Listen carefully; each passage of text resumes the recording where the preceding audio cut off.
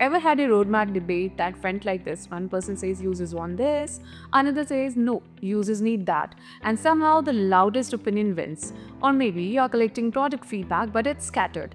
A few requests in intercom, some comments in support tickets, a Notion list of ideas, an App Store review there, and no real system to connect the dots. Hi, I'm Kanika from Zonka Feedback, your go to platform for surveys, CX management, and AI feedback intelligence. And in today's video, we are talking about something every product team needs to get right: the best product feedback tools. The ones that don't just collect feedback but actually helps you prioritize better, spot patterns faster, and build what users truly care about. Here's what we'll cover: what product feedback tools are, how to evaluate a product feedback platform, my top 5 product feedback tools recommendations, and some best practices to run product feedback like a pro. So let's get right into it. What are product feedback tools? Product feedback tools are basically your product's listening plus decision system.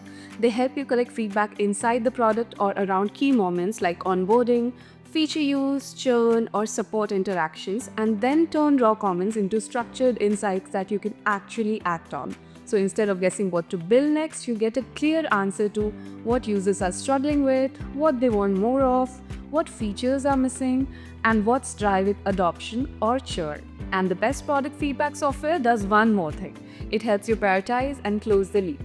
Because collecting feedback is step one, making decisions from it is the real game. Why you need product feedback software? Here's the thing: your users are giving feedback anyway, even if you don't ask. They are leaving signals in support tickets, drop-offs, churn results, reviews, community threads, and feature requests. Without the right product feedback tool, you only hear the loudest users. You miss strengths, and roadmap decisions become gut feel arguments. And in the current times, products move too fast for slow feedback cycles. What you need is product feedback platform that helps you capture feedback in context, detect themes and sentiment automatically, and highlight what's driving real product friction or delight. That's how feedback becomes roadmap clarity. How to evaluate product feedback tools? Before we jump into the tools, here's the quick filter I always use when judging any product feedback tool. First, can it capture feedback in the moment users are actually experiencing the product? Because product feedback isn't helpful if it comes 3 weeks later in a generic survey. Look for in-app micro surveys, feedback widgets, and behavior-based triggers that catch users right at the feature, screen, or flow they are reacting to. Second, does it help you understand why at scale? Product teams drown in open text. The best tools don't just collect comments, they auto-organize themes, detect sentiment, and surface real drivers so you're not manually tagging 500 responses on a Monday morning. AI here is a game changer. Third, can it turn feedback into product decisions? Meaning, can you combine requests, remove duplicates, spot what's trending, and connect it to a roadmap priority, ideally with voting, segmentation, and a workflow that keeps product managers, support, and CX in the same loop? And last, does it close the loop cleanly? Because users don't just want to be heard, they want to know something happened. Tools that let you update request status, share change logs, and follow up with users build trust and keep feedback coming. If a product feedback tool nails these 4 things: capture in context, make sense of feedback fast, support prioritization, and close the loop, it's worth your shortlist. Top 5 product feedback tools. Here they are, my top picks for product feedback survey tools. Each one is relevant, effective, and pulled from my hands-on review. The first one on our list is Zonka Feedback. If your goal is to run a serious, always-on product feedback program, Zonka Feedback is the most complete option on the list. Because it doesn't treat product feedback like one-off survey, it treats it like a system. You can collect in-app product feedback right inside your workflows, onboarding, feature usage moments, post-support flows, upgrade prompts using in-product surveys, feedback buttons, pop-ups, and multi-channel triggers. And the best part is, feedback from surveys, tickets, chats, reviews, and other sources doesn't stay scattered. It all lands in one response inbox, so you're not hunting across tools. Where Zonka really becomes a product feedback powerhouse is its AI feedback intelligence. As users respond, the AI automatically detects sentiment, emotion, intent, and themes. So instead of manually sorting requests, you immediately see the roadmap signals rising to the top. So if users keep mentioning export is confusing or mobile loads slow, Zonka Feedback doesn't just showing those lines, it clusters them, flags urgency, and highlights impact drivers. That means product managers don't have to read every comment to know what's breaking or what's being requested most. Add workflows on top, alerts for high-risk feedback, auto-routing to teams, integrations into product and support stacks, and you get a full loop: collect, understand, prioritize, and act. If you want product feedback software that is not only gathering input but actively helping you build the right roadmap faster, this is the one for you. Hotjar is your go-to when product feedback is tied to behavioral proof. Because Hotjar doesn't just ask users what they feel, it shows you what they did.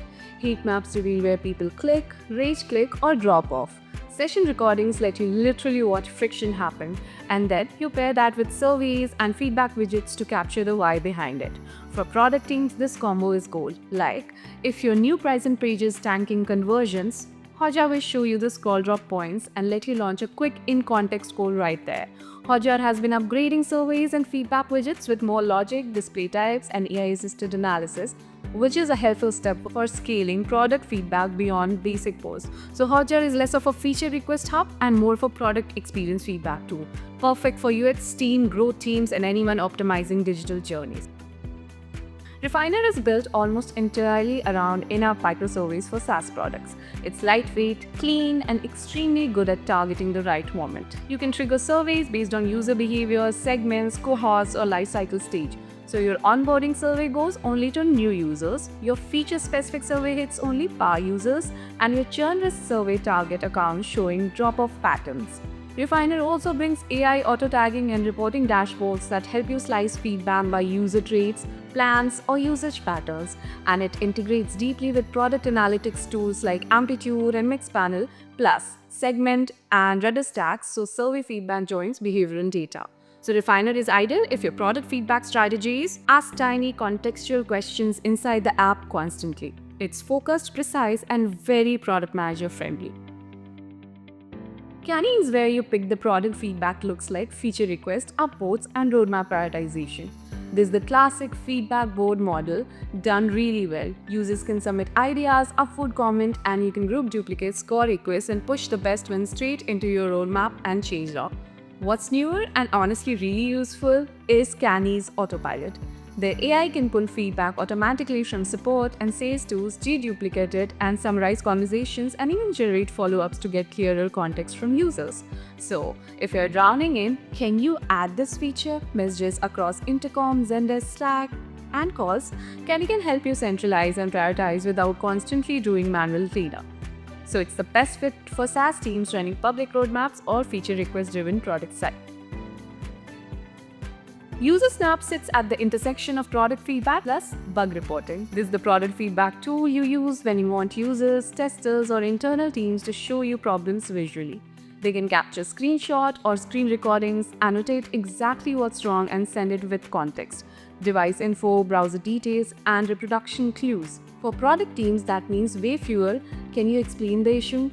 back and forth loops. You can just see it.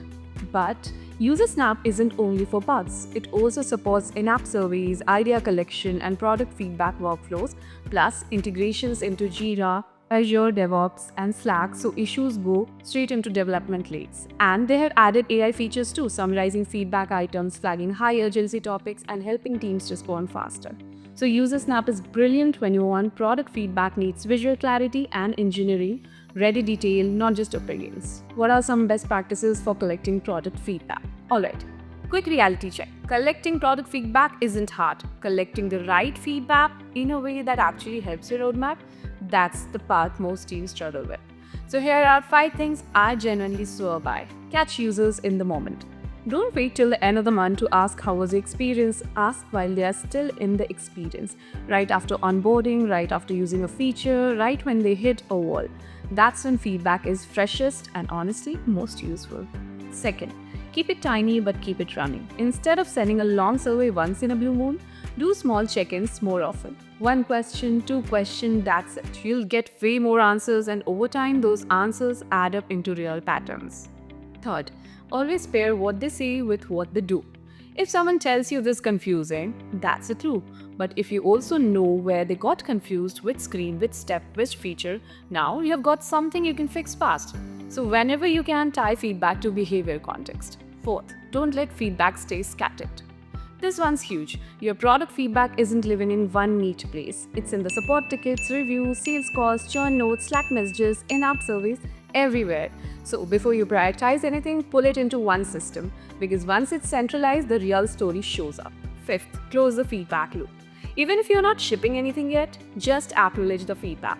A quick "we heard you" makes user feel seen, and when you do ship something, tell them clearly, "Hey, this update happened because you asked." That's how you build trust and get better feedback the next time too. And that's an app, your complete guide to best product feedback software. If product feedback has ever felt messy or impossible to act on, the right product feedback software changes everything. It helps you move from scattered opinions to clear priorities and build products your users actually want to stick with. If this video helped, give it a thumbs up, subscribe to the channel, and drop your product feedback question below. Tell me what tools you are using or where you are stuck in your feedback process. And if you want a product feedback platform that helps you collect feedback in-app, analyze it instantly with AI, and close the loop at scale, check out Zonka Feedback through the link in the description. With AI feedback intelligence and full feedback workflows, it might just become your new roadmap superpower. Thanks for watching, and I'll see you in the next video.